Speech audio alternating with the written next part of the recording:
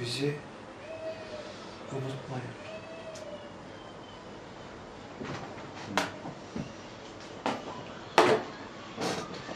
Şirketten işten geldim. Uzanmışım. Televizyona bakıyorum. Aynı şeyleri gösteriyor. Bilmiyorum öyle. Eşime dedim ki çevirsene. Kanallar hepsi aynı dedi. Bir kanalda bir baktım darbe marbe filan bir şeyler yazıyor. Bir de biliyorsunuz Cumhurbaşkanımız bizi şeye çağırdı. Alanlara davet etti. Evet, meydanlara çıkmamızı söyledi. Abi onu görünce biz de dışarı çıktım. Ana caddeye çıktım Esenler'de. Atış alanına giden ana caddeye. İnsanlar atış alanına doğru gidiyor. Nereye gidiyorsunuz dedim. Emniyete dediler. İşte kalktık binlerce insan emniyetin önüne gittik. Hani emniyete bir şey vurulursa, bir şey olursa biz yani polislerden önce biz emniyetin önünde kalkan olduk. Oradan belediye reisi miydi? Esenler atış alanı belediye reisi miydi? Yoksa kaymakam mıydı bilmiyorum. İşte bize Cumhurbaşkanımızın bizi havaalanında beklediğini söyledi. Kalktık ana yola indik. Binlerce insan. Çoğumuz yaya, bir kısmımız araçla. İki telli atış alanından atış alanı Esenler'den doğru TEM yolundan iki telliye doğru binlerce insan yürümeye başladı. Birkaç yüz metre gitmiştik ki arkadan tank sesi geldi. Döndük, tank geliyor arkadan. Tanka atladım. Bir 5-10 kişi vardı. Tank insanların arasına daldı. Arabaların üstünden geçti. İnsanları şehit etti, gazi etti. Bir 100-200 metre kadar insanların arasında bir film karesi gibi geçti. En son insanlardan kurtulduktan sonra tankın üstünde benim hatırladığım kadarıyla 2 kişi kalmıştı. 3 diyorlar da ben 2 kişi hatırlıyorum. Ben ve yanımdaki bir kişi. 1-2 kilometre gittik. Aşağıdan hatta tanka atladığım zaman oradaki askeri dövmeye başladım. Çık diyorum, çıkamıyor, bağlı. Şeydeki Emniyet kemeri. emniyet kemeri var. Tankın şu kapağı var ya orada. Ne içeri girebiliyor ne yukarı çıkabiliyor. Onu vurmaya başladım ilk çıktığım zaman, ağlamaya başladım. Ya günah dedim, bunun ne suçu var dedim. Sarıldım, öptüm, tamam dedim. Senin suçun yok dedim.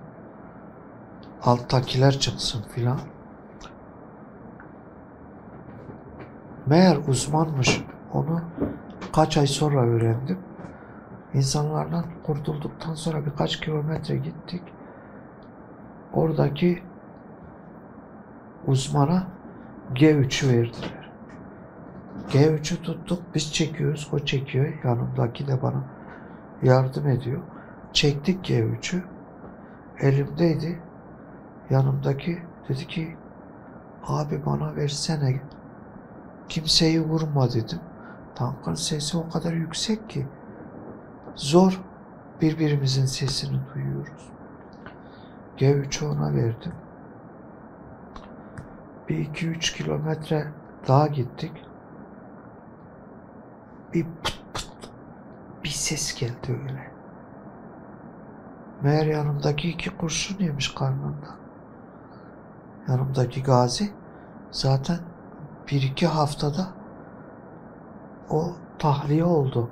Ayakta eve gitti hastaneye. Ben 45 gün yoğun bakımda kaldım. Ben öbür topluluğun içinde düştüm. Bağcılar topluluğu vardı. Başka hani topluluklar ana yola inip havalarına doğru gidiyorlar ya.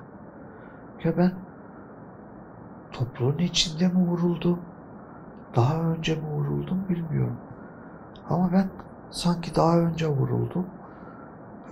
Televizyonlarda hani gösteriyor ya, işte pıt pıt ses geliyor, Halil Alkan işte vuruldu düştü filan. Ama ben vuruldum. Vurulduktan sonra düşmedim. Bunu alıyorum, ölüyorum. Çok kötü oluyorum şu an bile. Çok kötüyüm. Evet, sizi gördüm. Gülüyorum filan. Yemin ederim çok kötüyüm. Acılarım çok dayanılmaz acılarım var. Binlerce şükürler olsun. Eşim alıyor, kucaklıyor. Bazen sırtı acıyor. Allah razı olsun ondan. Götürüyor, banyomu yapıyor. Geri getiriyor. Yine eşim beni kucaklıyor. Yatağıma koyuyor. Şükürler olsun. Beterim. Üstümüze vazife ne varsa onu yaptık. Bugün olsa yine yaparız. Gerçekten yani bir değil 1000 kere de olsa yaparız. Hani bana bir silah doğrultulsa, değil silah, o tank,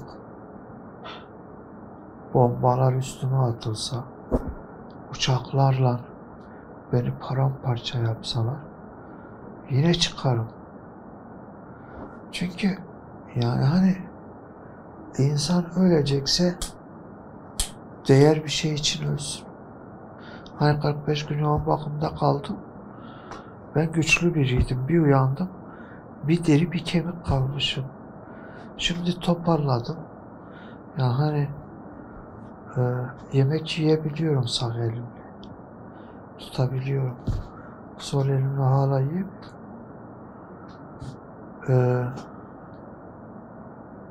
Adı üstünde darbe. Ne kadar cezayı yerlerse hak ediyorlar. Ya düşünün, darbe ne demek yani? Tutup 250 kişiyi şehit edeceksiniz. Tutup binlerce insanı gazi bırakacaksınız. Ya darbe çok kötü bir şey ya. Darbeye kalkışanlar yani ne kadar müebbet alsalar azdır. Sayın Cumhurbaşkanım, hala ne telefon ne görüşme. Artık bizi temsil eden Mardin'deki milletvekilleri olsun, meclistekiler olsun, herhalde burada bir gazi olduğunu kimse söylemiyor size. Sizinle görüşmeyi çok istiyorum. Bizi unutmayın.